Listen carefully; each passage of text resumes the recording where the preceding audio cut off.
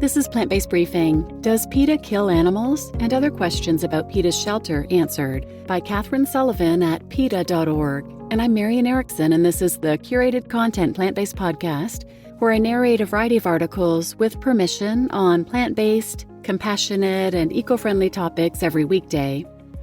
Today's article is from PETA.org, People for the Ethical Treatment of Animals. It was founded in 1980, the largest animal rights organization in the world, and they believe that animals have rights and deserve to have their best interests taken into consideration, regardless of whether they're useful to humans. Like you, they're capable of suffering and have an interest in leading their own lives. They oppose speciesism, a human-supremacist worldview, and they focus on the 4 areas in which the largest numbers of animals suffer the most intensely for the longest periods of time: in laboratories, in the food industry, in the clothing trade, and in the entertainment business. They also work on a variety of other issues, like the cruel killing of rodents, birds, and other animals who are considered pests, as well as cruelty to domesticated animals, which is what you'll hear about today. So now let's get to today's plant-based briefing. Does PETA kill animals? And other questions about PETA's shelter answered by Katherine Sullivan at PETA.org. In April, our field workers encountered Bo, a severely emaciated pit bull who'd been kept chained outdoors his entire life, trapped and neglected. He was suffering from cancer, too. Had PETA not intervened, this dog would have endured a slow, agonizing death, outdoors, alone, and on a chain. Thanks to our field team's efforts, though, we were able to provide him with a gentle, pain-free passing.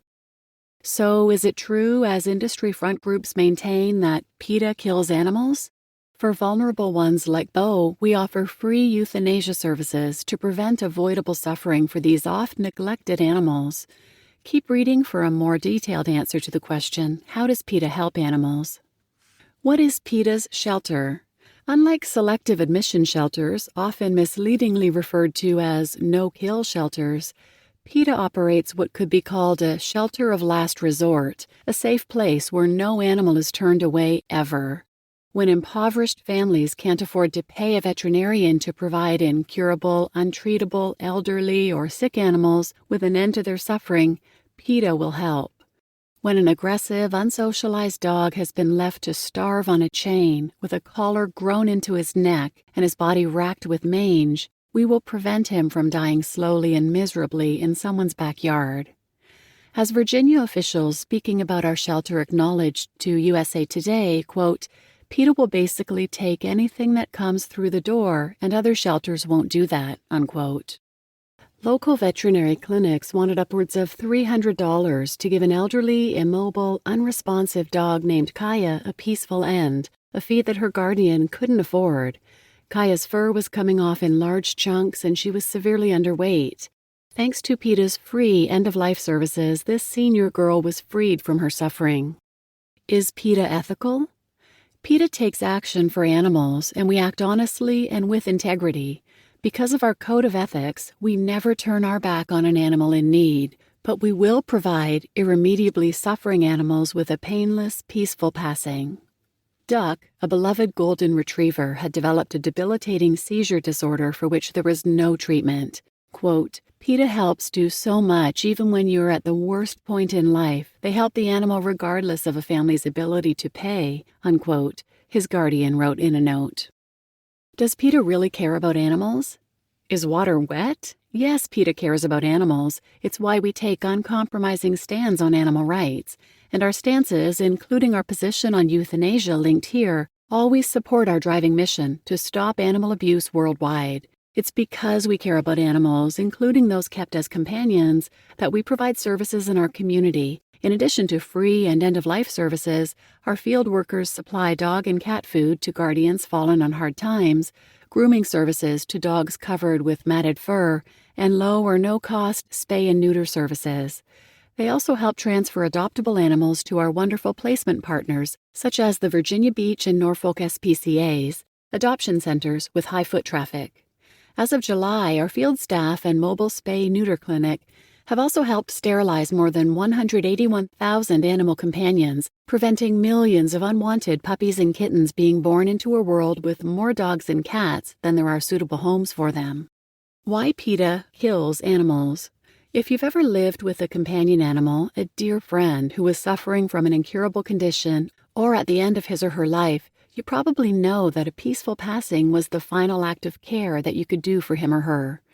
PETA's shelter, like many other open admission shelters across the country, offers community services that include free euthanasia to spare animals pain and allow their guardians, regardless of means, to ensure their comfort to the end.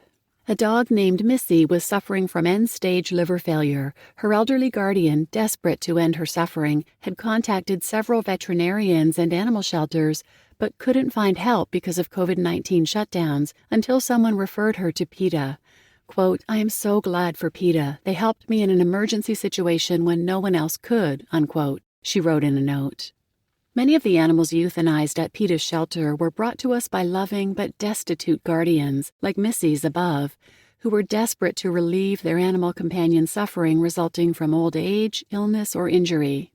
Many of the others, feral, aggressive, and otherwise unadoptable animals, had been turned away by facilities with no-kill policies, which reject unadoptable animals in order to keep their euthanasia statistics appealing, a gimmick you'll never catch PETA using. House was suffering, likely from parvovirus. His owner had called a nearby veterinarian who apparently wasn't treating dogs for that as a result of COVID-19. House's owner let him loose to die in the woods. Thankfully, a PETA field worker was able to find the dog and transport him to our clinic, where he was peacefully released from his suffering. Front groups for animal exploiting industries, like the misleadingly named Center for Consumer Freedom, CCF, try to deceive public about this aspect of PETA's work to help animals, but we and our members and supporters know the truth.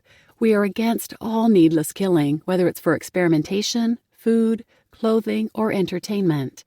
The progress we're making in these areas makes companies that profit from these cruel industries fear for their bottom line, so much so that many, including KFC, Outback Steakhouse, and cattle ranchers, have resorted to paying the CCF to attack our work. How many animals does PETA kill versus save?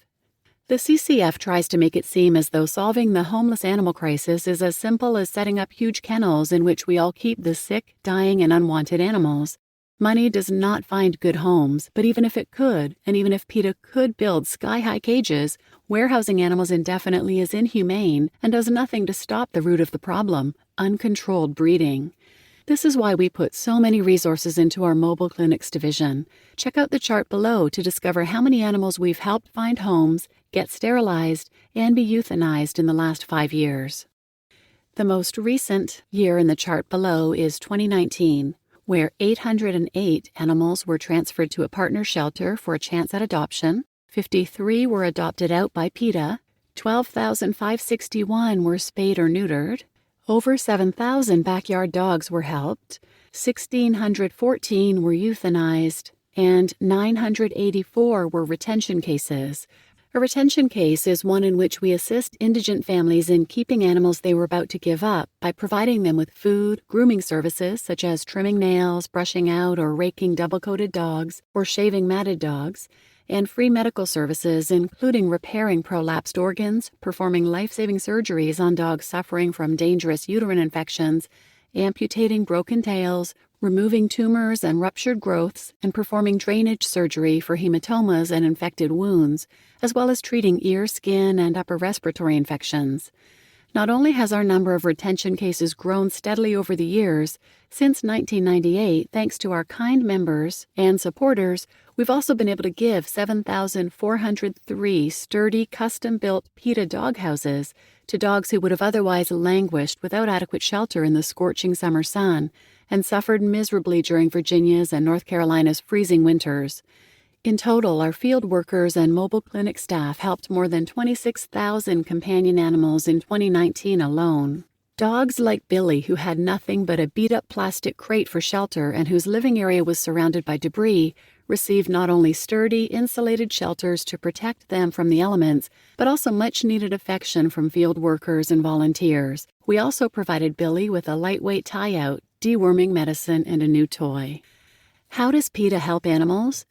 We're the largest animal rights organization in the world, and our field workers' efforts and nationwide work to promote adopting, not shopping, are just the tip of the iceberg when it comes to our work to alleviate suffering. Through information for the public, cruelty investigations, research, legislation, special events, celebrity involvement, protests and demonstrations, and campaigns, we work to dismantle speciesism, a human-supremacist viewpoint used to defend treating other living, feeling beings like research tools, food ingredients, fabric, or toys. Thanks to the efforts of PETA and our members and supporters, countless victories have been scored for animals, including dogs and other animal companions. California banned the sale of dogs, cats, and rabbits from breeding mills. The state of New York and numerous U.S. cities have banned declawing. And thanks to a desperately needed tethering bill, dogs in Virginia are far less likely to die on a chain. How can we stop animal homelessness before it starts? Euthanasia isn't the enemy. Puppy mills, breeders, and irresponsible owners who bring more dogs and cats into a world that doesn't offer them all the chance for a home are. And the best way to make a positive impact for these animals is by passing spay-neuter legislation and implementing a full-scale ban on breeding. If you care about dogs, cats, and other companion animals, please join us in working toward the day when every one of them has a loving home. Sign our petition pledging to end animal homelessness by clicking here.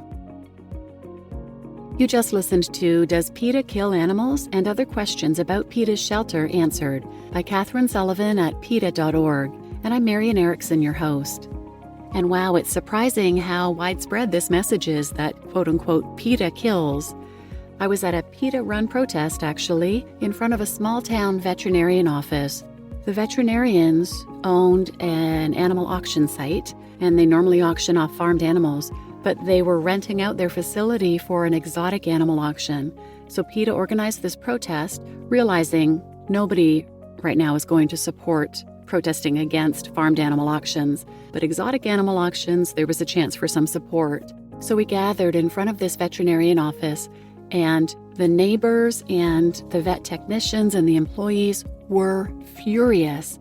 We were standing silently holding signs for cars driving by, not saying a word, not engaging with them. Neighbors were screaming at us, getting up close to us, threatening us. The police were there, thankfully, to keep them away from us. And then the veterinary employees came out with signs and were yelling, "PETA kills, PETA kills." And they were bragging about how they had bacon for breakfast and stuff. It was pretty bizarre. They have no clue, obviously, what they're talking about. Working in the vet's office, they quote-unquote kill, too. They euthanize animals when it's a compassionate act, just like PETA does. And just like any responsible human with a companion animal would pay to have someone do if necessary. Anyway, the protest was successful. The vets did not allow their facility to be used for that exotic animal auction. Please share this message with anyone who might benefit, and thanks for listening.